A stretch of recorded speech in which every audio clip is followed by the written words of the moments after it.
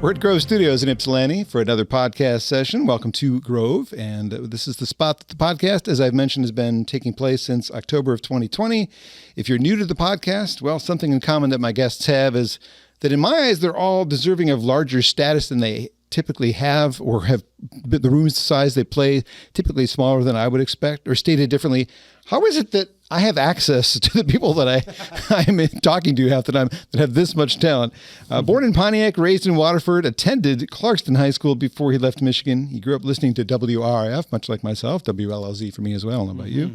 Playing loud guitars, eventually had a mouse for a boss. And my guest today is Tony Lucca. Tony, it is so good to have you here. Great to see you again, man. It's been a few years of asking when you're in the area, can you swing by? And today, somehow it worked out. Must be between tour dates and precisely taking away a little family time, because you still have family in Michigan, right?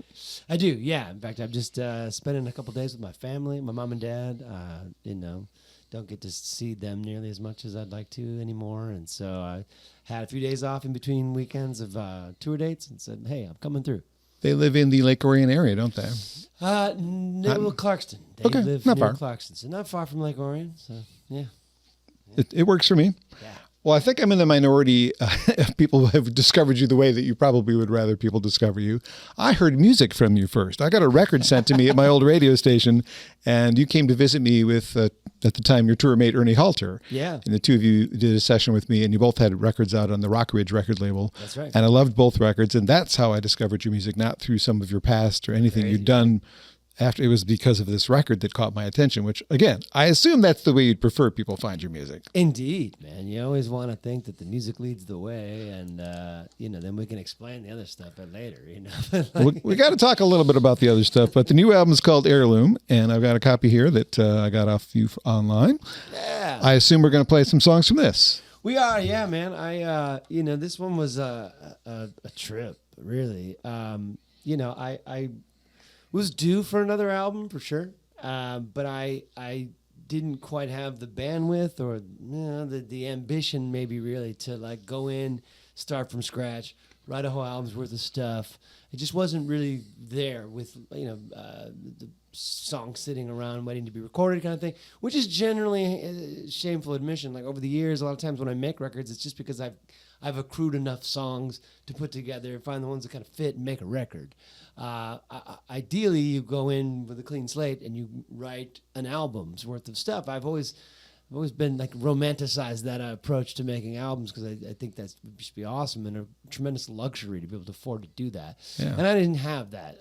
But what I did have was a ton of songs that through the pandemic and stuff, when we were all taken to live streaming, how many times can you play a week? How many times can you play the same song? Yeah. And but I would often do like, hey, by request. I don't want to just sit here and thumb through my catalog and play songs. I think, what do you guys want to hear? And a lot of these songs that people would request and have requested over the years were songs that I never took to the studio. That either I put out on some bootleggy live recordings and things over the years, but I never gave them the full studio treatment. For some reason or another, I kind of dismissed them. Maybe I had insecurities about the songs. But I got to a point where I was like, you know what? Let's give them what they literally want. Give the people what they want. For years. So I said, maybe there's some value to these songs that I've overlooked, and clearly they've been, people have endeared them to their lives. I mean, like, there's got to be something there, and I think there's so much distance between me and a lot of these songs that I wasn't so precious anymore. I wasn't so caught up on whatever I was hung up on before.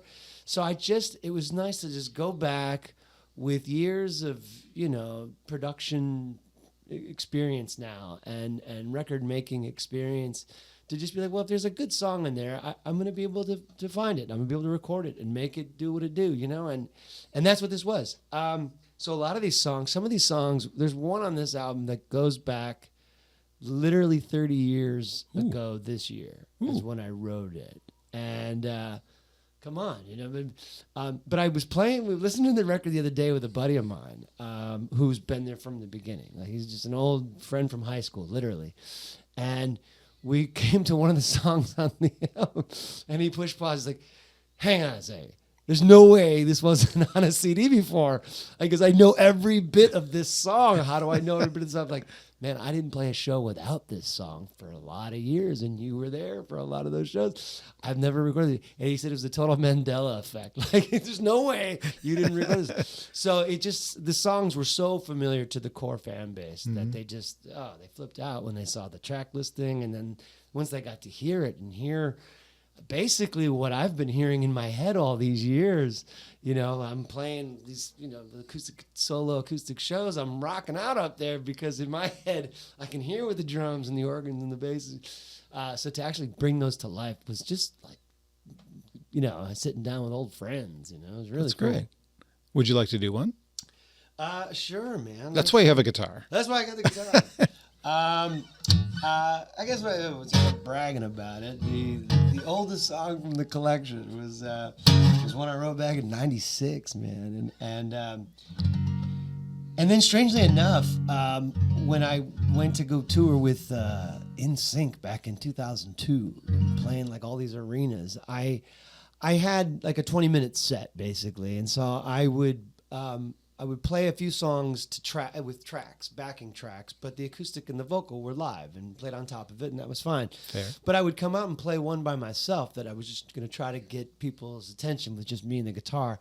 And this was that song, because like in a live setting, it was always, as a singer, it's a fun one to kind of get the crowd cooking and get people tuned into like, oh, this guy's making some noise over here. And it's just a basic blues song, but it was, again, so much fun to just revisit and throw down some chops on it and make it a fun song. It's always been a fun one and a big request over the years. So it's called In My Life Today.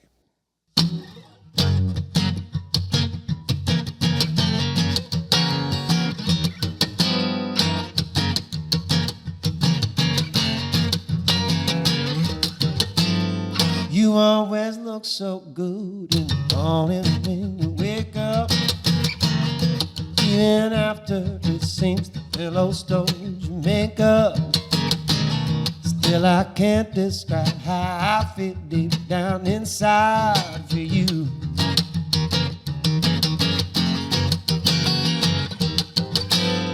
You always smell so good, kissing on your fingers. Even when you're gone, the smell of you still lingers. Be okay if I could just say what I'm thinking of you.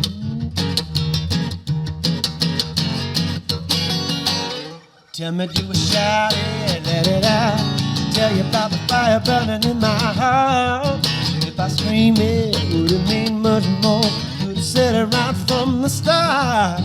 If I tell you how well you gonna do when I come right out and say you're the finest little thing that I want in my life today. Yeah. You always look so nice in summer dress for any season. Touch your lipstick now for no apparent reason. You just fine if I could find some time to ease my mind.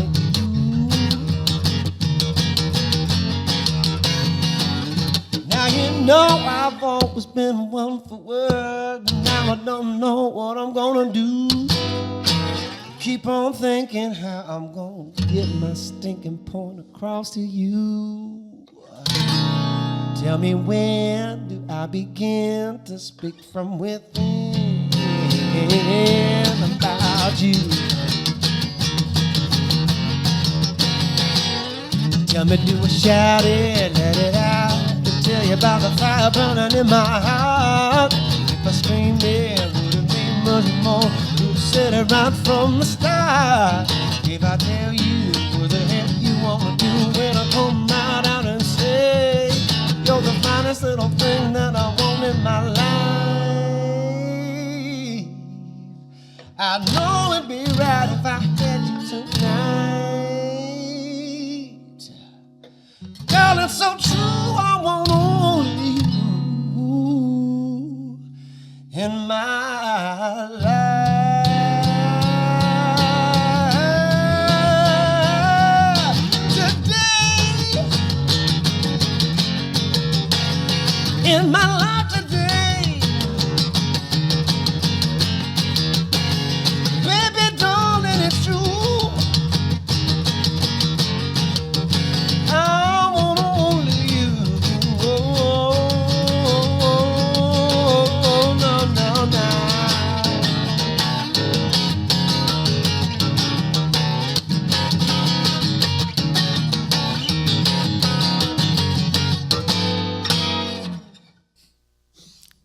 new old one from Tony Lucca, available on his 13th full-length record called Heirloom, finally available in my life today. Tony joining me on Acoustic Alternatives, the podcast, to talk about that and life in general. Yeah. This record has family, literal family on it.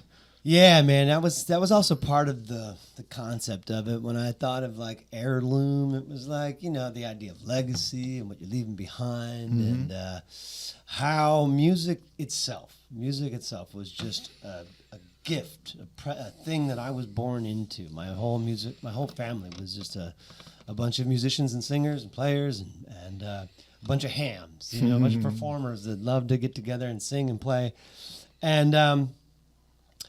And fortunately, yeah, both of my kids have musical talent. Go figure.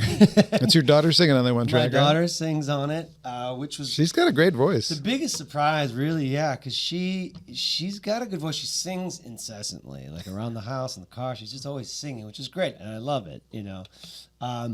But she's not a performer per se. Like she's not in it for like getting up in front of people. She doesn't have social media. She's not like, hey, check me out, posting all the time. Nothing against it. Obviously, as an artist, that's what you got to do. But she doesn't have that interest yet. And so I said, hey, man, you know, like I'd love for you to sing on the record in some capacity. Really, if it's just some BGVs at some points, sing some harmonies, that'd be great. But I'd love to feature you on a song. Initially, we were going to do like a cover maybe. And then I was kind of scrolling through the other songs that I had sitting in the catalog, and I said, actually, this one's kind of perfect. And the sentiment was cute for like her brother's, my son, he sings the harmony on it.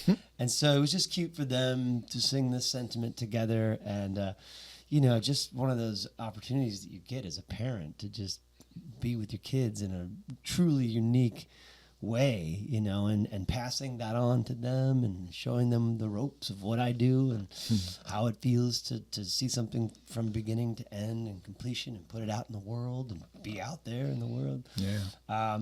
It was wonderful, really cool. Got my folks on the record as well. My mom sang some harmonies. My dad sang. He took a lead on one of my older songs that I revisited for this album.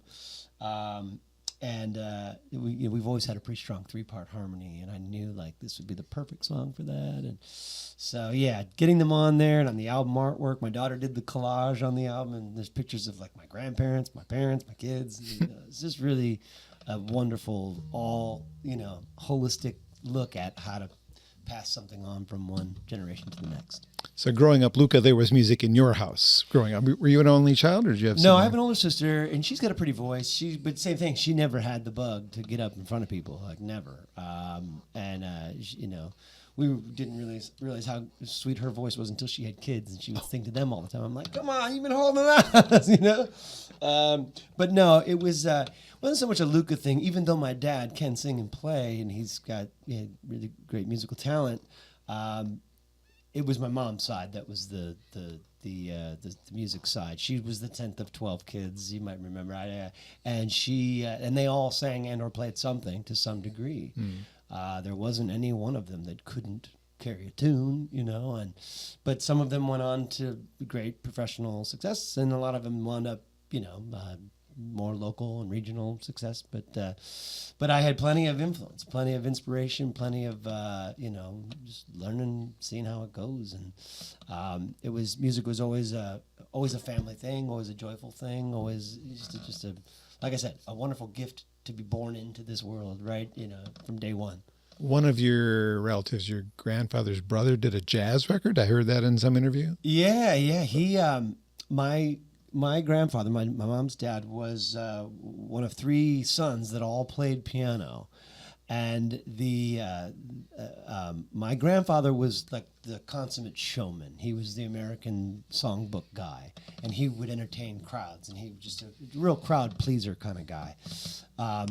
His other brother, though, his youngest brother was like a Kerouac. He was like a comet, and this guy was like the mean jazz guy who would just like burn it down, and he was like, you know. But then the third brother was the one who actually got I think a Columbia or Atlantic Jazz What was his name? Bob. Bob Lucca? Bob Stevenson. Bob Stevenson, okay. And and he was really good, man. A really great jazz pianist. And you know, so shamefully, I still don't know enough of his work and his career, but one of my uncles, / my godfather, the youngest of the 12, is like the bookkeeper for the family. Like, he's the archivist, and he knows, and he's got all these old recordings of these guys. And yeah, I mean, like, what a cool thing, for sure, you know. Would you do a jazz standards record? Would that be something that would interest you? I would. I love crooning. I'm a big, Harry Connick Jr. fan, and you know, I love Tony Bennett and all the the classic jazz vocalists. I've hinted at maybe doing a Christmas thing, which might touch. Brush up against the jazz standard thing, I think, because some of those tunes lean that way. But we'll see, you know. Pre-14, before life really started to happen, you were in the Michigan schools. Do you have any memories of like doing things in Michigan before you moved out to California? Yeah, I mean, like favorite places? Certainly, yeah. No, as a kid growing up, you know, I loved going up north. You know, up north Michigan was always just kind of a vast wasteland of away from home. Yeah. But more specifically, like going up to Traverse City. And I remember as a kid, we took a tour of the Interlochen campus. And I remember thinking, oh, this might be a thing. You didn't do Interlochen. You should have. You go to Interlochen. Then I realized, that's a little different story, the kind of music I was making. But yeah, you know, like it wasn't long though before some of our first gigs were, you know, at junior high and high school events and stuff, and then you know, playing. I think we played for the Comcast local not public access, but yeah, I think they did like a. During the Jerry Lewis telethon, they would throw to like regional Comcast channels to do some stuff, and we got a gig doing that. And I was like, "Did you have a band then? What was it called?" We did, yeah. No, it was a 4-piece band. Our band was called Pup Galleon. Don't ask. Okay. Maybe. But yeah, because I grew up with one of my cousins in this large music making family. We were just peas in a pod from day one, you know, and I was the Robert Plant to his Jimmy Page. You know, he was the guitar guy, and I was the front man singer. And we were pretty legit at a very young age. I remember 10 years old, we played at my grandfather's 70th birthday party and blew everyone away with Johnny Be Good. Wow, nice. Like we were ready. We came with it, man. And he and I were in all of our junior high school bands together. And playing, you know, around town, getting snuck into clubs downtown Detroit to play, you know, like there was a club called the IROC, maybe in Hamtramck or something. Oh, I remember that. They let us play, but we had to leave as soon as we were done because we weren't even 17 yet. No. 14, probably 15. Yeah. So I'll never forget like the story I tell my kids a lot because they got into the Chili Peppers in their junior high days, you know. So you played with Toby Red, didn't you? Crazy. Like the idea that I went to see the Chili Peppers at Lollapalooza in 92 and my daughter went to Bonnaroo in 2004 and saw them. And I'm just like, that's crazy to me. But I tell them the story about the time that I was, this was right before I went for Mouse Clubs. I might have been 15 at this point. But we played a homecoming event out in Milford.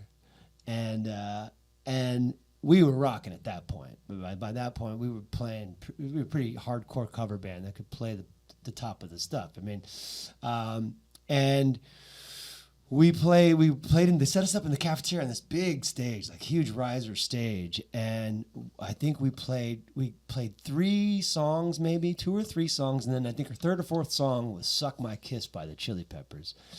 And the place exploded, went crazy, and a couple of yahoos from Milford, one of these dudes jumped up on the stage and decided to stage dive. 4 songs in the set. And that was it. They literally pulled the plug on the whole thing and shut it down. And we went to some after party afterwards, and we were rock gods. We were gods. High five. I was like, okay. I'm 15 years old. Someone hands me a big jug of wine, and I'm like, what do I do to deserve this? Nothing. Well, what got you into acting? Was there a bug in school that maybe you were doing school plays or anything like that? No, I mean, I wasn't, like I said, coming from a family of hams. I was never afraid to get up in front of people and do some lines or be in a play or something. But I was never, I never had designs for acting. That was just something that kind of came with the Mouse Club thing. I had the price of entry there was like, you got to be able to do some of that. And so I, dug deep. Okay. And then, on the show, learning the process of film and television. There's the train, I promise you. All right. Got to do a train song. No, don't. Unless you know one. No. The train of thought left me when the train came by. Thanks a lot, train. That doesn't happen anymore. Well, you mentioned in one of your songs that John Coltrane was part of the equation. Really, did that John Coltrane record that you mentioned in one of your songs? We were talking about your life. It's a really detailed version of your life, if it's true. Yeah, no, I call that the Wikipedia song. Like this is my "How do you do" song for those that have been following along at home, kind of thing. Just kind of telling the story about leaving Michigan and becoming a young TV guy, and then chasing love around the country, and but it was also like that song started off as a joke. I was basically like one day just watching TV with the audio off, and just kind of figuring out this finger picking thing, and then I started seeing how fast I could do it, And it just sounded like a country song, like an old, ditty thing, and so I just started rattling off like this freestyle thing, And before I knew it, I had like a whole verse, and I was like, wait, I need to maybe write this down. And so I chased it down, and like a half hour later, I had this song, and I'm like, oh my God, this was hilarious. I thought it was funny. I just thought it was a funny song. I played it for a buddy of mine, and he's like, bro, have you recorded that yet? And I'm like, nah, it's not, I don't know if I could do that. And he's like, yeah, you are. I said, I don't make music like that. He goes, you do now. So but yeah, that way you mentioned Coltrane because, I grew up with jazz in the water because again, some of the elder statesmen of my family the family trade, they were some really serious jazz musicians, and I knew the sensibilities of jazz and freestyle and improvisation and stuff. But when I later in high school got back into Coltrane, or someone introduced me to I had heard the name Coltrane a lot, but when I actually sat down and got into what made Coltrane, it was just like, you mentioned before the interview about Liz Longley speaking, writing your heart. Coltrane wrote my ear, melody. Yeah, no, I get what he's saying. The idea that you could interpret what an instrumentalist is saying. He was the first artist that I really got that and just enjoyed listening to his work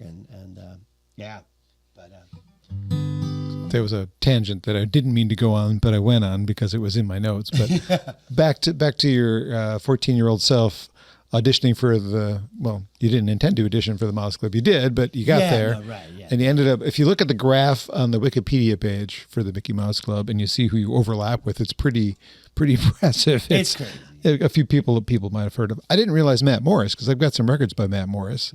I had no idea he was even part of that. Yeah. Because I didn't watch the show. I'm old. No, of course. He not of course that you're old, but of course you didn't watch the show. Of course you are. Look at that gray hair.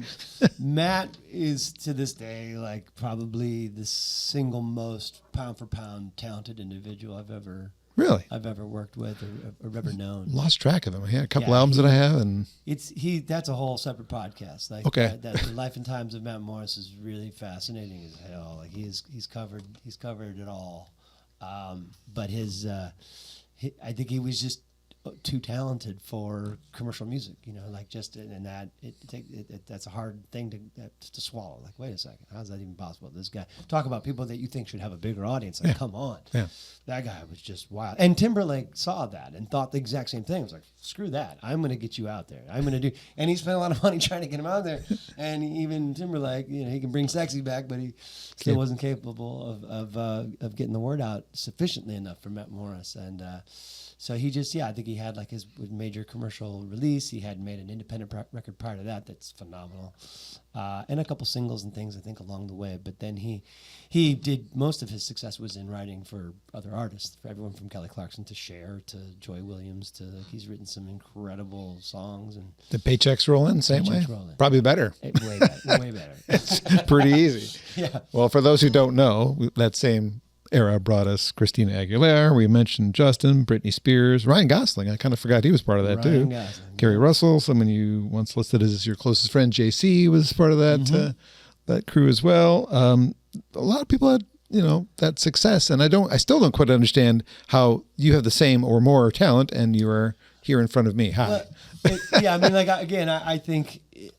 It's not an insult, that. No, right? no, and I appreciate that. But it was definitely that when the time came, just at the same time that like JC and Justin were getting ready to go off and do In Sync, I was getting into like the California counterculture thing, and I was like unplugging a bit from the mainstream thing. Your shirt says a lot. Right. I kind of walked away from the Hollywood spotlight thing and got into the crunchier side of the music scene and was trying to be a bit more of an authentic indie singer-songwriter. And, I at the same time, I kind of will admit that I felt inevitable as well, though, because that was my pedigree. All I was going to take is being like, oh, here's the one who went off and did the Dylan thing, like the real artist, like whatever. And at the end of the day, it's like, well, these guys went from the frying pan into the fire and built upon the impression and the fans that they had made along that way. Whereas when I went and did the more artsier independent thing, it was kind of like starting over because I had to reintroduce myself to people with a little more sophisticated sound or image or whatever it was. And I kind of had a chip on my shoulder for the first several years of my career where I just felt like, I was entitled to something that never emerged.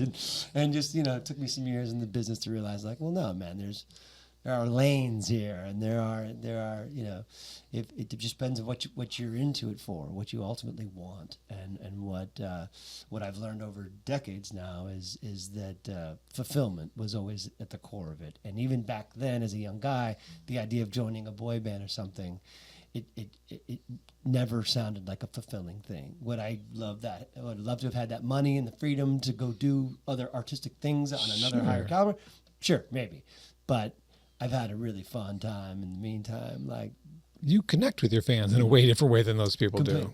You have a very loyal group of people. Yeah. I've met them. Yeah, they've made life really enjoyable, and it's been great. There is a video. I didn't watch the show because wasn't intended for my age group. But a video of you and JC singing More Than Words, where you're killing it. You sound great even back then. You're like 14 or 15 at that point, right? I was 15. Yeah. Yeah. And I remember the girl I was kind of into at the time. We were talking about it, and she said, this song is a classic song. We're gonna be hearing this song the rest of our lives on easy listening radio, and I think it's a classic song, and you got to do it. You got to do it on this show. I still do hear it, actually. Yeah, no, for sure. It's just like you hear it come on, and it takes you right back to 1991, and that was a real treat to get to play an instrument on the song. No Mouseketeer on the Mickey Mouse Club had sat down and played an instrument on the show before, and I was like, check. Yeah, no, it's part of the history. Your voice is still great. Actually, it probably is time for you to sing another song. Okay. Yeah, man. Well, let's play that one that you mentioned. I guess we can play that one. It's not off of Heirloom, but unless we want to stick to just the. No, this is a podcast that focuses on you and your career in general. And this is a good time for this song for sure. It's called True Story. Rolled on out of Motown back in 91, left them bitter winters for the Florida summer sun, breaking hearts in theme parks, smiled for anyone who held the camera to my face and said, say cheese. Wound up on the telly with a twinkle in my eye. The twinkle disappeared that night I started getting high. Then everything seemed so absurd until the time I finally heard the sound of Coltrane. It brought me to my knees. It's a long drive straight through the night, staring out the window, looking for the first signs of daylight. Just hold on tight with all of your might. You see, it takes the time it takes to get it right. So I pedaled across the country, wound up there in Hollywood. Left my high school sweetheart when I realized I could. Then she became a movie star. I took to sleeping in my car, still singing songs about her to this day. Case in point, drove myself to New York City, chasing love again. She moved me to tears, so I wound up moving in. But that apple got the best of me, so I packed up the rest of me, and I grabbed a cab, set straight to JFK. It's a long drive straight through the night, staring out the window, looking for the first signs of daylight. Just hold on tight with all of your might. You see, it takes the time it takes to get it right.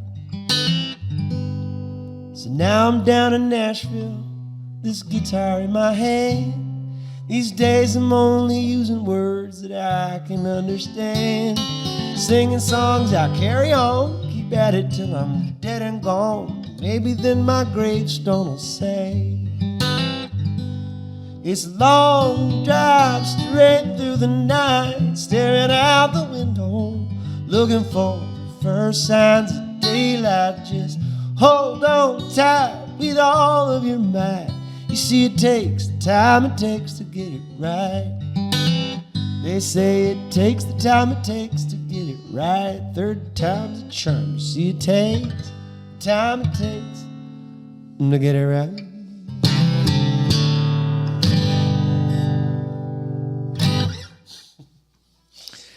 I agree with your friend. That definitely needed to be recorded. True story. Track from Tony Lucca on the Acoustic Alternatives podcast. We are at Grove Studios. This is a spot in Ypsilanti that you, if you're in the area, Detroit, Ann Arbor area, could also rent as a space to use for a podcast like I do. There's actually a podcast table to my left. I decided that I prefer this for these kind of performances because we get better videos. But there are 5 rooms in this building, so musicians looking for a place to get out of the garage and get into the studio, Grove Studios is here for you. Available 24/7, keypad operation. You could be here at 1 in the morning if that's the best time for you, 1 in the afternoon. There are actually times that it's a little cheaper, and those overnight hours are cheaper. So, you know, if you're one of those people looking at your budget, this is the biggest room. We're in the largest room, but there's rooms that are half the size. There's a room for DJs to practice their skills in. If you want to do your club practicing outside of the club, there's a spot for that. So I'm so grateful. If Grove had not invited me to this studio and encouraged me to be part of their, I'm not really part of the team. I'm not an employee here. It's just, without them, there would be no podcast. You and I would not be doing this. Nice. This doesn't work at WEMU where I work on a daily basis because you don't play the kind of music I play there. Yeah. But this is the kind of music I love to promote because this is where I live, musically speaking, for the most part in this singer-songwriter world where Tony's from, doing these, rock songs, but on acoustic guitar, essentially. Exactly. Because he's really kind of a rocker at heart. So thanks to Grove Studios, grovestudios.space. Check them out. They also sponsor a segment that I do on Sonic Coasts, which is called the Acoustic Coffee Break. And the performances from all of my sessions, including the one that's happening today, will be featured at 3 o'clock each weekday, just randomly. Weird side story. I don't actually, maybe I won't tell this during the podcast. Maybe I will. Because we mentioned Liz Longley, I'll mention it. The songs that come up during that segment are random. And the Thursday that Liz Longley's song called Funeral for My Past came up was the day of my father's funeral. So that was just like a week ago. Wow. It was very like, whoa, hello, universe. Yeah. And I did not plan that. So anyway. Oh, man. Sorry for your loss. Thank you. Well, eventually the Mickey Mouse Club ended, and the song that you just sang included a little reference to an actress who's Americans. I love that TV show. Yeah. I really enjoyed her in that. But you guys were also in something that Aaron Spelling put together that was a really short-lived thing. I don't remember Malibu Shores. No, thank God. It was, bad. I always say I'd probably still be in therapy if it had been long-lasting. It was what they call a mid-season replacement show back in the day before streaming, obviously. Yep. there was the fall TV preview, and all the new shows would debut in the fall, and if they didn't cut it, like come the halfway point in the season, they would cut those shows, and then they'd have to have shows queued up and fully produced and ready to replace those shows. This was one such show. So if you come in as a mid-season replacement show, you've already got the deck stacked against you, and it's really hard to kind of, you got to be really good to break through all that. And then they gave us like a death sentence kind of Saturday nights at 8 o'clock or something stupid. And it turns out, I think it was just an old favor owed to spelling from NBC. Like they owed him a favor, and they thought that was going to be the thing. And they, thanks but no thanks. They kind of screwed him on the time slot, but. Yeah, it was an interesting thing. The show was called Malibu Shores, and myself and Carrie Russell, my former co-star from Mouse Club, co-starred together, playing opposite each other, and we were dating at the time and living together, which was just really surreal in hindsight, of course. It was bizarre at the time, but it was just more trying than it was like, what the hell? How did this happen? But it was also where I learned a really kind of strange, important lesson that was going to serve me quite well going forward, I think. And that was that I had learned. I try to make this quick, but like there was an episode in the show where I was in the doghouse or whatever, and I was trying to make nice, and they had learned that I could sing and play, and that I had a music thing that I was aspiring as well, and so they said, well, he's going to serenade her from down outside her window, old school. And I'm like, oh, okay. Yeah, that's kind of cool. This could be my way of like branching out and entering into the music thing. And that's what I'm kind of here. That's kind of what brought me. So that'd be nice to transition into that way. And I was talking to someone from the crew who worked on another spelling show called The Heights. I remember that. Remember that one? Okay, right. Jamie Walters, The Heights. How do you talk to an angel? It's kind of a sensational thing. Yeah. And Jamie went on to take on a lot of fans, obviously, but even though The Heights was canceled eventually and the band disbanded and it just didn't continue on, he kept trying to get work in L.A. and then a handful of years later got cast on 90210 to play opposite Tori Spelling's character, who was like the belle of the cast on that because she's Spelling's daughter. And it was great. And people were like, oh my God, Jamie Walters is back. This is great. And then I think like on a very special episode of 90210, the writers wrote him as an abusive boyfriend. And like there was a scene where he like shoved her down some stairs or something awful. And that was it for Jamie Walters. Like no music career. Yeah. And someone told me this whole thing, like, so be careful about the music thing because if you do it through film and television, like you're at the mercy of that. And then they also described that there's this weird ism that is like this weird catch-20 double standard thing where if you establish yourself as a music artist first, you can dabble in acting all you want. But if you establish yourself as an actor first, specifically a television actor, your chances of getting into a credible music career are like slim to none. And there are few exceptions. I mean, there's a long list of guys like Kevin Bacon, Kevin Costner, Billy Bob Thornton. They're all great. They can sing and play and they love music and they still do it on some level, but they never got that like, truly credible music hit career. Single. Right. Yeah, right. Never had a big hit single and were never quite taken as seriously. Their core fans still love them and adore them, but music critics just were never going to get in there.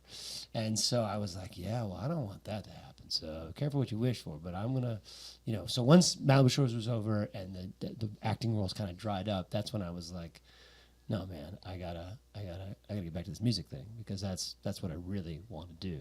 It was 97 or so, right? So Satisfied? 97 was when So Satisfied came out, yeah. So I, towards the beginning of that year, I was just really kind of tired, realizing that I was not an actor at heart.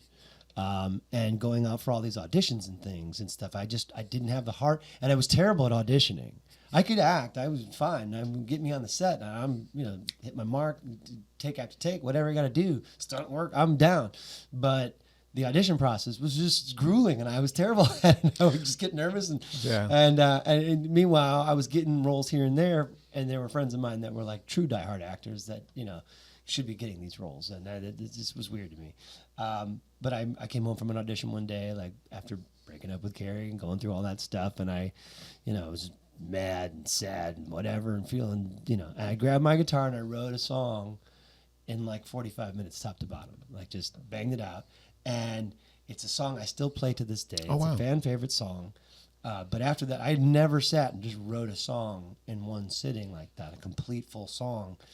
And I just was like, whoa, that's what I want to do. And Made your heart smile. Yeah, exactly. And I called my manager and I'm like, I hate to break this to you, but I'm done. I'm going to take my money and I'm going to make a record. And I'm going to go full bore in that direction. And that was it. I kind of swore off the acting thing after that and never looked back. I have a digital version of that record, so I don't actually know who plays on it or where it was recorded. Do you remember making that record? So Satisfied? Yeah. Oh, yeah. I'll never forget making that record. I got with a jazz pianist who was looking to kind of produce singer-songwriters as well and maybe implement a little bit of the jazz thing if the artist wanted that. But he had a home studio and he was like down to make this work. But I wanted to make a jazzy kind of record. I wanted to take and do like, Norah Jones meets Sting. It was before Norah Jones, even in 97. But like Sting, Bring on the Night, like get some heavy hitter Brand jazz for Marcellus, cats to yeah. come on the record. Hakeem. So we did. We made like a jazz singer-songwriter album that was so sophisticated and so like. Who so was on it?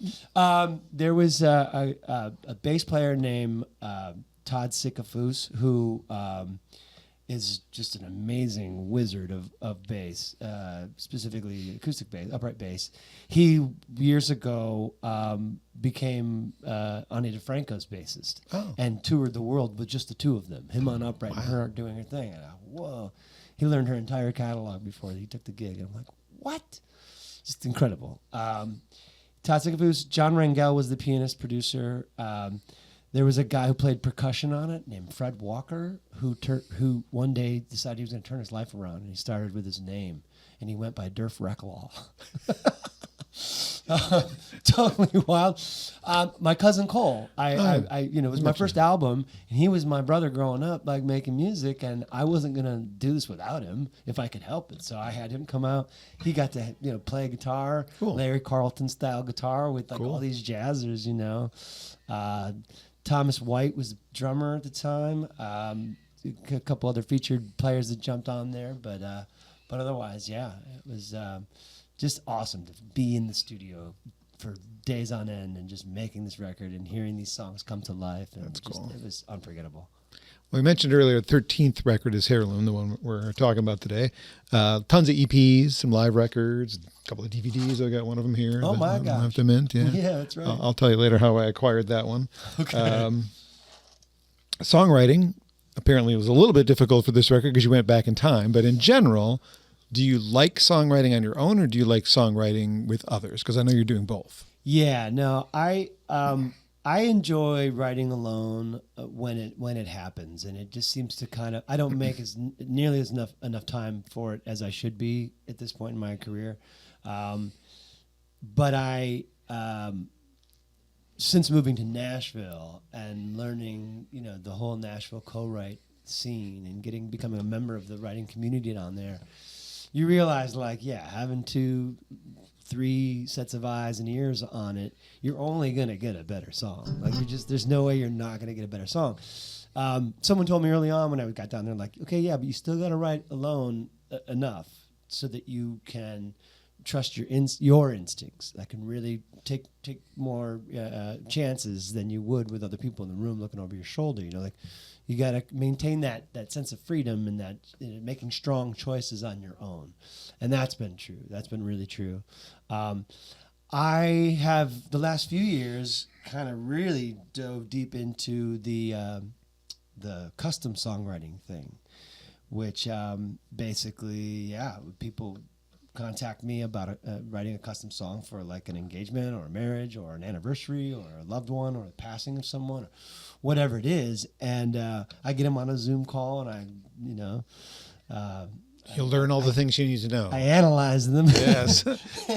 And then I write a song by myself using all of their inspiration, and all it takes is a good framing a good story and finding a good title and everything that they share with you, and then I'm able to write like the wind. It feels great. And so that's where I'm still getting my solo write time is on these custom songs. But yeah, I become a better songwriter after every co-write that I have, even the ones that are shit that you don't come home with anything. I'm a better songwriter now. Well, like at any job, you should get better the older you get, Exactly. like the more you're doing it. Yeah. Oh, we're getting a call from Stacy P. from Plymouth. Oh, she wants to know, does melody come first or do lyrics come first, or does it kind of depend on the song? It's been an age-old question, man. And yeah, early on when I would write, it was usually started by the guitar sitting on the couch, just like coming up with a cool riff. Noodling, yeah. These melodies come, a vibe, a mood comes, and then you find a lyric to match it. That would be the thing. Occasionally, like I'd be walking around town or going on a hike or something, and a melody would come to me with maybe a lyric to it, like, oh, okay. And then you got to get home and get to the guitar and find the key that it's in and learn the song you just kind of wrote. That's always been fun as well. Then again, I get to Nashville and you find out how they write in Nashville. 9 times out of 10, all the great songs, certainly all the country songs, most of the country songs, start with the title. Yeah. You build it around that. That's the ultimate takeaway from a song is a title. Like when you can, hey, have you heard that song? Let the River Flow, whatever. Yeah, Let the River Flow. Oh, yeah, I remember that song. Yeah, because the title spoke to the rest of the rest of the song.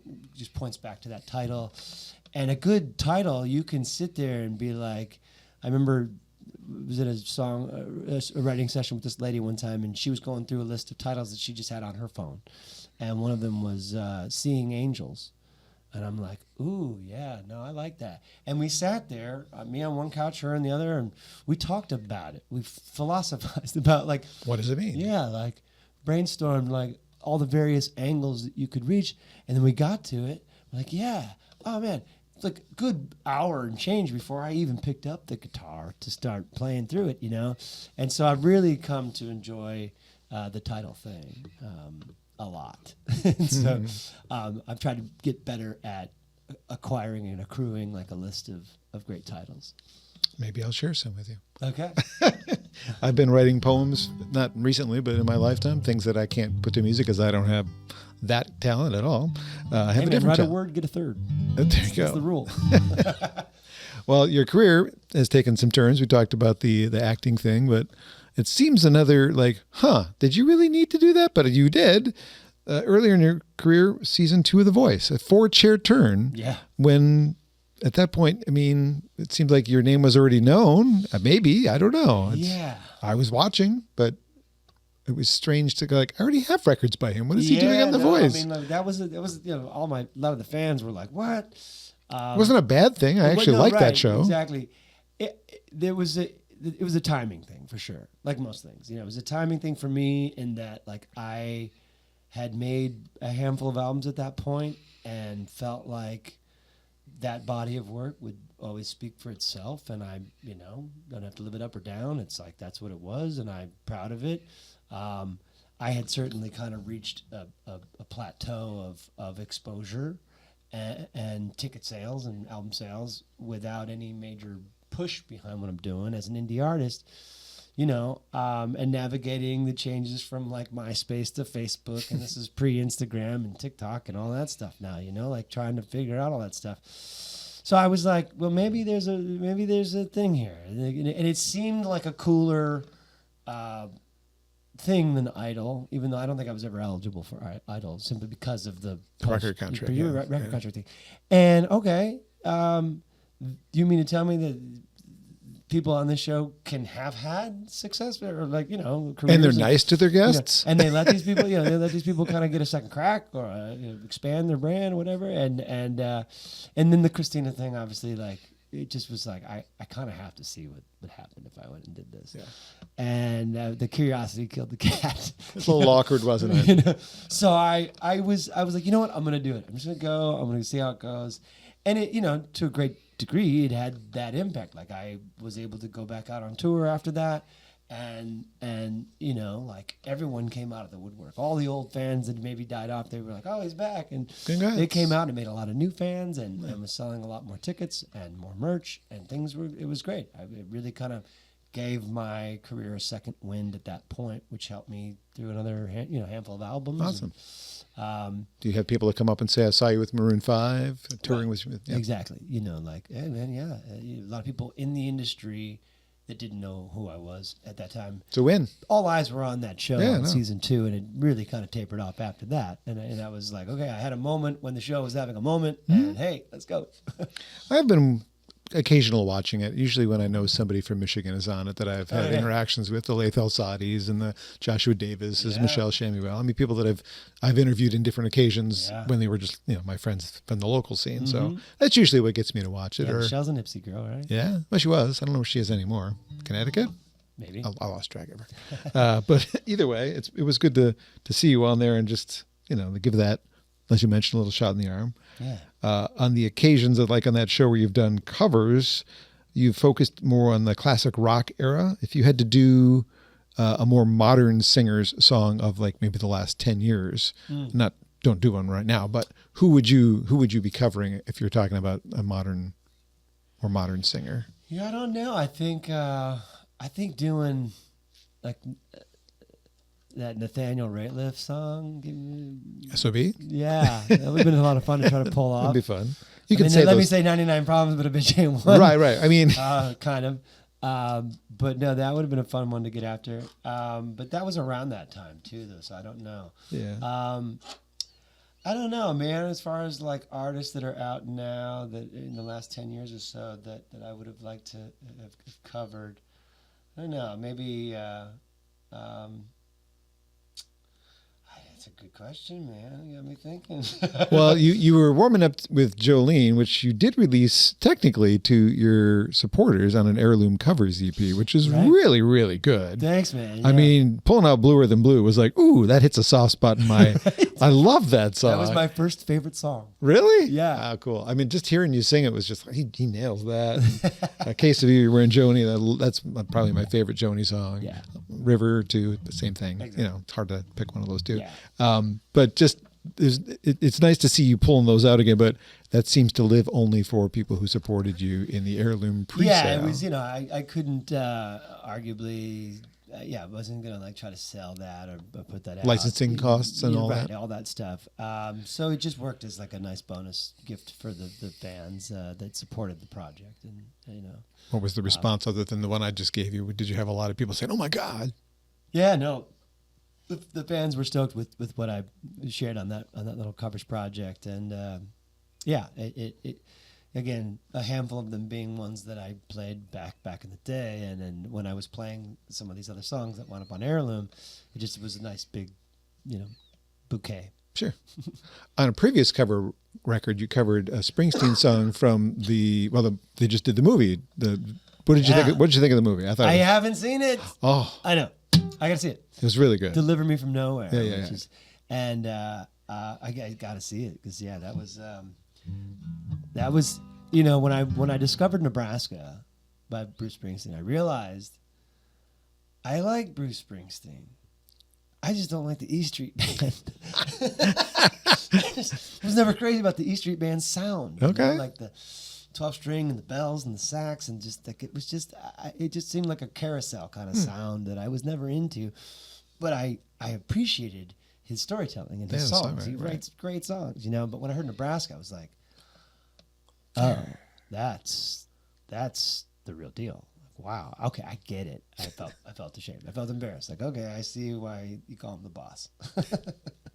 I had bought Hungry Heart as a 7-inch single, and I kind of missed Nebraska because it wasn't promoted at all. Right. And so, the next thing was the big record. So I appreciated Nebraska in hindsight because of the same reasons you did, because I liked some of his songs, but I was never a big fan.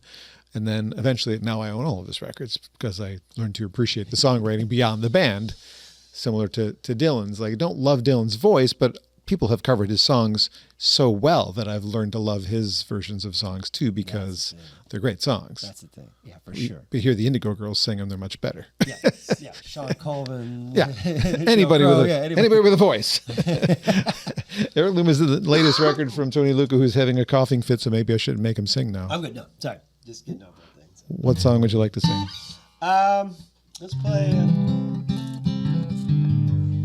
Talk about that co-write thing and how an idea can kind of come out of more than just one person's imagination. But one of the first co-writes I got when I got to Nashville was with this guy named Tom Beaupre, who was a founding member of Florida Georgia Line. Right. And I'm like, oh, yeah, okay, cool. I'm going to go write a big Dixie Cup tailgate song and put my kids through college. Let's go. Yeah, why not? You know? And, well, it turns out Tom's not so much part of the creative team of Florida Georgia Line and not much of a songwriter at that point. He just kind of started as well. And he wanted to write something a little more in the vein of like James Taylor. And I'm like, they can write James Taylor. That's fine. I can write James Taylor. The other JT. Anything, yeah. Sure. You want James Taylor?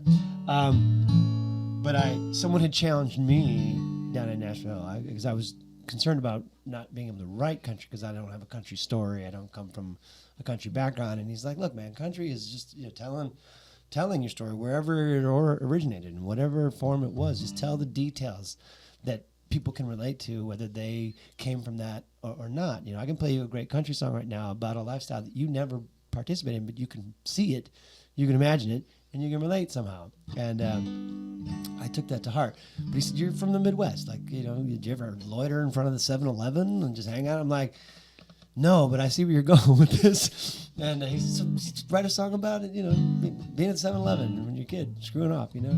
So I said, we can write a James Taylor song, but we're going to, so long as we can get the word 7-Eleven in there somewhere. And he's like, sure, let's do it. But we also, you know, a lot of great songs, it's not verse or melody. It's not melody or music. It's not even the title sometimes. It's a conversation. You know, you worry about what to write. You're going to sit there for a couple hours banging your head, going through your phone like, I'm out of ideas. I don't have any ideas. I find it like if you just sit and connect with the writer that you're writing with and you have a conversation between two songwriters, eventually someone's going to be like, let's write that, you know? And so we got a conversation about the hospitality of the folks of Nashville. And about when you're passing through, like I did for so many years on tour, and you should come to Nashville. Like, yeah, man, well, let me know. I can never do anything for you. And I always kind of kept that at an arm's length, like Southern, you know, performative hospitality. And I didn't buy it. Then you move to Nashville, and you realize it's not bullshit. And people like open their arms, and they really want to look out for each other. And it's less and less that now because it's getting so crowded. But for a long time, man, it was definitely that. And we wrote a song about it called Back in '87. It's on Heirloom.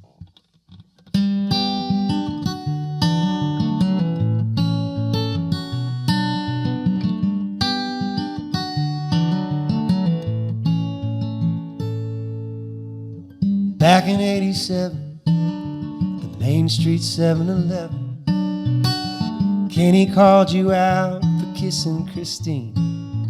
When I saw that sucker punch coming, well, I knocked that sucker out. You say you owe me one, but you'd have done the same thing. The kind of thing you never think about. It means everything. I might drag you kicking and screaming through the crazy ups and downs. I might be the voice of reason when it can't be found. I might take the scenic route, a few more miles to sweat it out. Still it's me you can believe in, and I won't let you down. 2010 came the rising of the Cumberland. Your home sweet home and all you've known washed away. You said, yeah, I got you covered. You and the wife come stay with me. You say that's the kind of favor you never get to repay. I said it's my word that I gave you. Ain't gonna have it any other way. I might drag you kicking and screaming through the crazy ups and downs. I might be the voice of reason when it can't be found. I might take the scenic route, a few more miles to sweat it out. Still it's me you can believe in, and I won't let you down.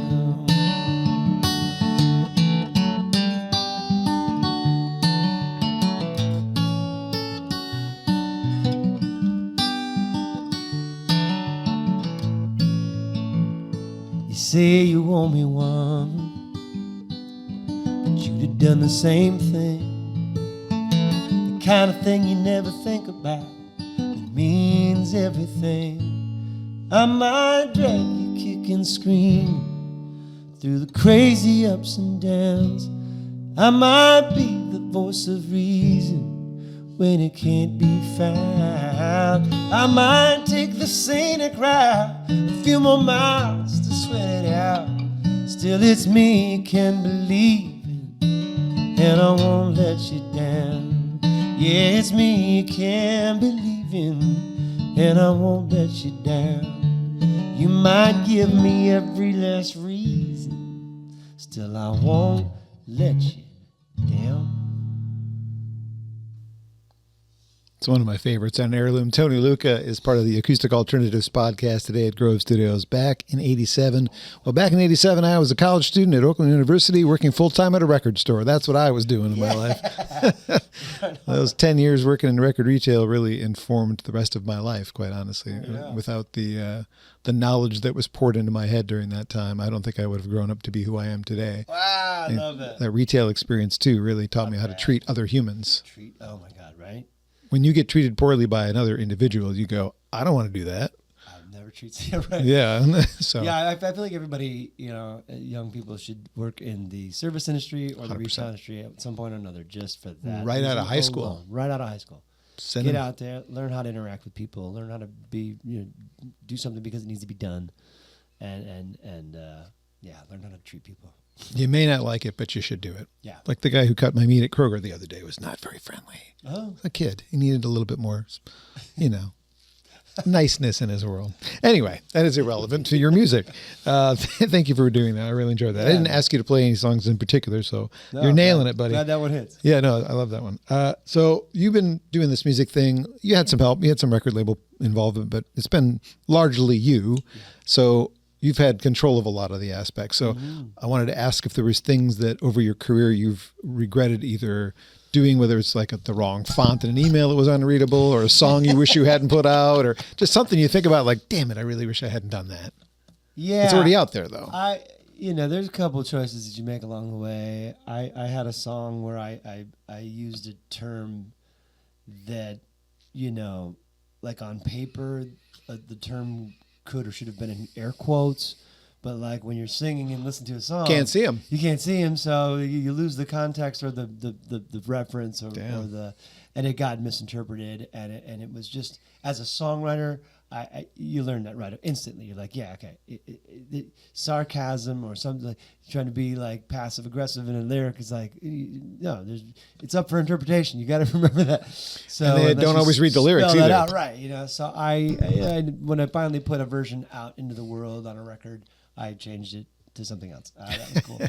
I don't know, man. I do look back. I enjoyed my time on The Voice.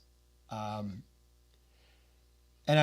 not much about that I would have changed, except, like I took that little time out in my indie pursuit a little too far, in that, like, instead of showing up as a artist through and through with a clear picture of where things were going, I took it as a time to be like, well, what do I know? Clearly, like, what I've been trying hasn't totally worked, so maybe it's time to try something different and open myself up to whatever might come of this. And I think that was cool and a good step to take, but I feel like I didn't perform or represent myself as thoroughly and full-throated as an artist as I could have and maybe should have.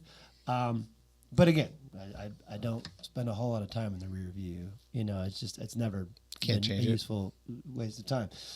So yeah, I don't regret it, and it was fine. But like, I realized that very quickly, after it was over, and after I signed Adam's deal and did those dates with Maroon 5, and then that deal went away very quickly, and I just felt like, damn it, I took the bait again. I got fished, and I clicked on the scam email, and now I got a bug on my computer. Start all over again. So that next album that I made after that, the eponymous Tony Lucca album, that's why it was self-titled, was because like I really felt like, no, this is as me as I've ever wanted to be, and that's why it's called this. Like I just felt like it's time to own this thing again, and so. Ever since then, I feel like I've stayed on a pretty clear path. That might have been the last time that we had a couple of sessions together, and I think we did a session for that record. I think so, yeah. Yeah, so it's been a while. That was definitely when I was celebrating the Wheels and riff, Yes, it's a rock record for sure. Yeah. Well, the Tony Lucca community is very strong. You've had to shift a lot, especially during the pandemic, to online interaction with folks. Mm-hmm. Did you find learning that stuff to be a pain in the ass, or did you actually enjoy? Because that's a whole, like, to be a musician today, you can't just be a good musician, a good singer.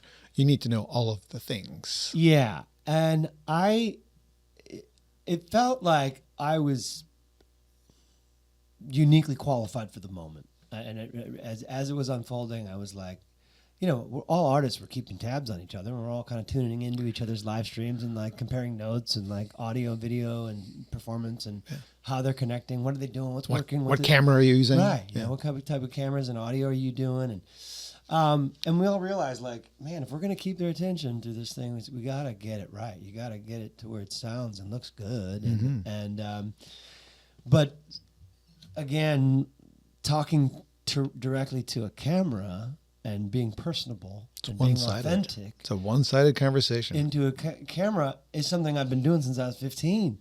So it's like, because I'd watch some friends of mine who are the best, in my opinion, of like the singer-songwriter, performer genre, but seemed really awkward and uncomfortable and like off-putting or whatever in this live stream, era we were dragging ourselves through.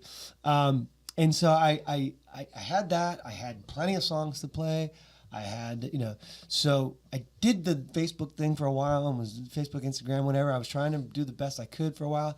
But then I was like, all right, I gotta pause this, do a deep dive on like OBS and like how to, get a multi-camera thing happening and how to like get some real audio and do this nice and create a format and maybe give it a name or something. I see the sticker. And before long, I had a neon sign on my wall and I had a fan base and subscriptions and all this kind of stuff. And it was like, all of a sudden now my career, Tony Lucca had become the Moverb Lounge. And I had something to promote that wasn't just me. I had this thing, which, was a neon sign and a live stream, but it was the community. It was completely the community that I was excited about, and it grew and fortified so strong during that COVID time, and they saved me, and my music saved them, and it was like just such an incredible bond that I just like the survivor's guilt of having a Jim Dandy freaking COVID experience. Like I thrived. I did really well with it. That's great. But it was also like if these people are taking like. We realized right away people were being so generous with their tips and stuff, right? Because they had all this expendable income that they used to spend on parking and drinks and tickets and merch and babysitters and you name it, that they had sitting there now. And they're like, just throwing it at their favorite artists who were getting them through this crazy ass time. If you look at it similarly, I had all this energy. I was busting my ass as a touring musician, traveling. Like now I'm sitting on my ass. How can I reallocate that energy towards something that's going to work better here? So it was just like, I just had to reframe the workload and stay busy and be a producer and produce a show. And, and before I knew it, it just had, like I said, it had a life of its own. I enjoyed the workflow and, it was cool. It was a cool thing, man. I'm glad it worked out because not everybody made it through. Not everybody made it, not necessarily by living, but it just meant like the careers. Some of them just fell off because they couldn't make. They had to shift gears, take a different. Like I'm going to become a nurse or whatever. Yeah. So, I'm glad for you that it worked Thanks, out. Man. Yeah. You've also had some pretty decent opportunities recently. I know you've collaborated with friends in the past. You've got your TFDI thing, which I got to see the revival of last summer, which was really cool. That was amazing. Your buddy Keaton and you are both touring with a country artist now, correct? Yeah, man. Talk about, again, just something I did not see coming at all. You being a sideman, I didn't see coming at all. No, I mean, really, like, that was never on my bingo card. And basically, yeah, Keaton had joined, and I never could fully get my head around why Keaton had done that. I mean, he had become like a really prominent side guy and was playing with like Chris Cornell, and he played with some serious acts, and then all of a sudden he took this gig full time, and I'm like, and he moved to Nashville, and I'm like, what is up with this gig? Like, really? You know, like, I was shocked at that. But he kept like envisioning me on this gig, and I was like, well, after COVID and we started trying to get back on the horse, you know, I was eager to get out there. The venues were eager to get out there. The core fans were eager to get back out there. But like the rest of the people that would normally fill a venue are the people on the fence, friends of the people that love to get. And those people weren't ready to get back out yet. They were still in their sweats and they were enjoying their streaming. And like, it was like, you know, and that was hard to swallow because like the effort was the same. I had to get in the car and drive 10 hours and, you know, go play a show and book and settle up and then, you know, booking and promoting and doing all that stuff only to see the margins like drastically dwindle, you know, like, fuck. So I was just like really less and less of what I was doing was feeling fulfilling. You know, I was like, man, it was a bummer. It was like heartbreak, really. And then I got a call from the former guitar player of Brett's band, and he was like, hey, man, I'm going to be stepping away from this gig, and if you're interested, Keaton said you're the guy I should call, and like that. And I'm like, I don't know, man. It's not really my thing. Like, I can maybe fill in for some dates. Like, what do you got? What's coming up? And he goes, well, we have 3 weeks in Europe in November. What's your November look like? I'm like, 3 weeks in Europe. I look at my calendar.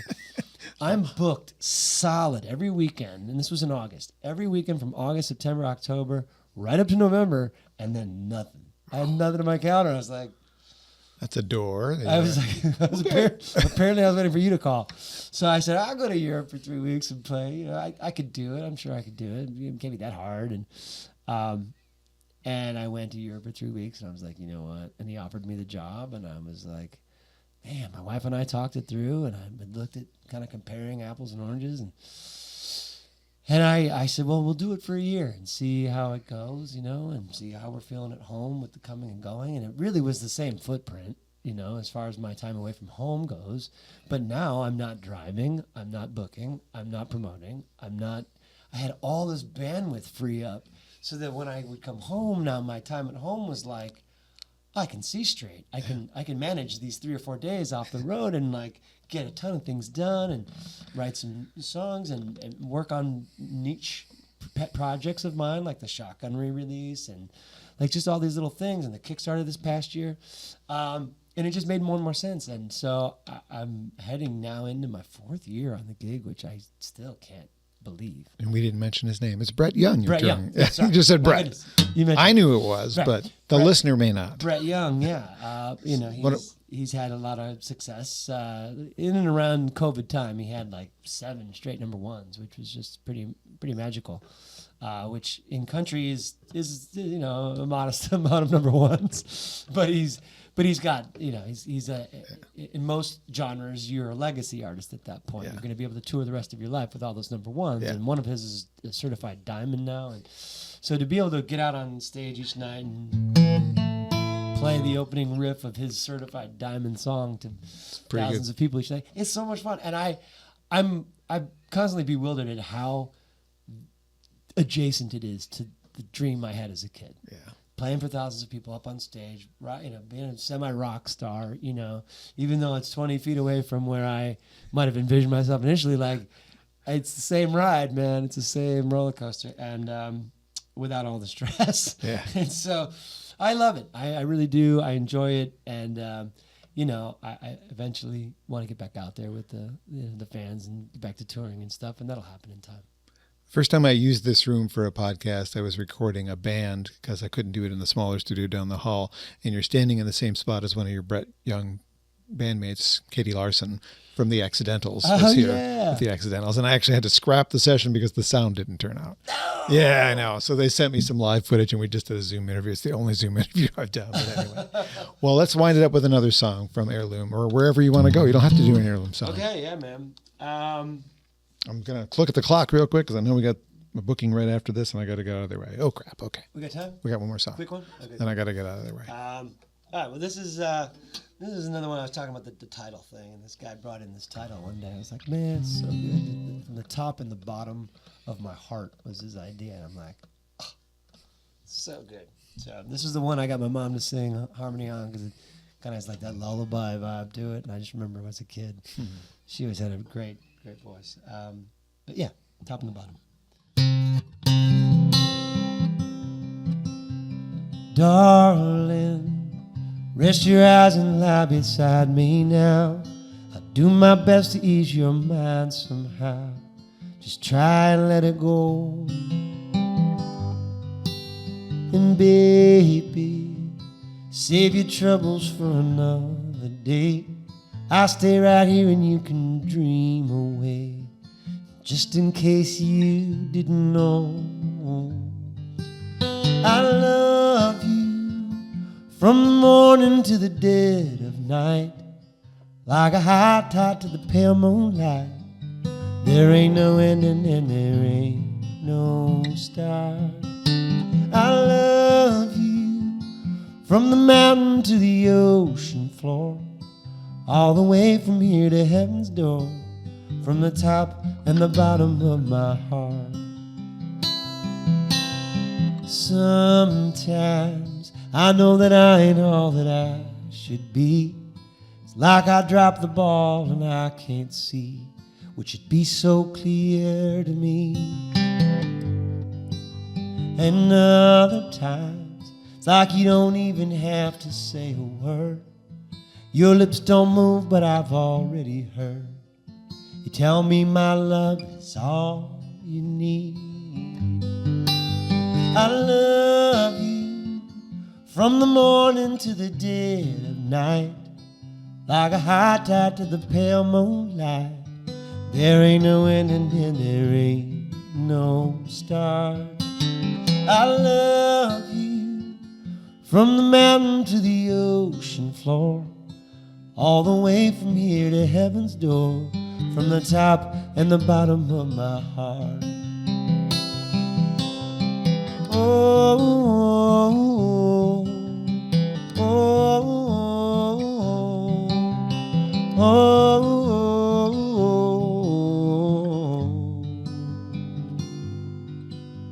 I love you from the morning to the dead of night, like a high tide to the pale moonlight. There ain't no ending and there ain't no start.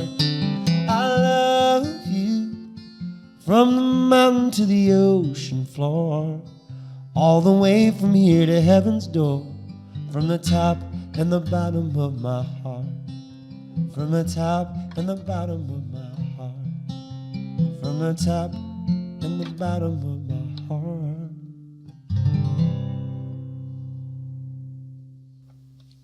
So beautiful. Tony, thank you so much for spending time with me today. I really enjoyed Always our conversation. Pleasure, it really is. Yeah, just enjoy your insightful, well-considered questions. And you're great, man. Thank you.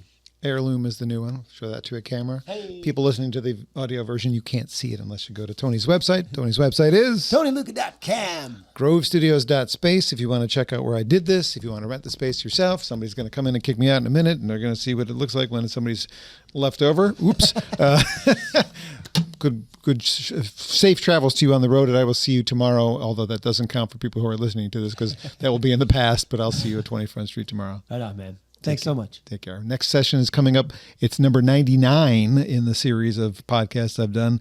I met this couple when they were not a couple, and now they are. They were married to other people when I first met them, and now they make great music separately and together. Rochelle Clark and Jason Denning up next on the next podcast.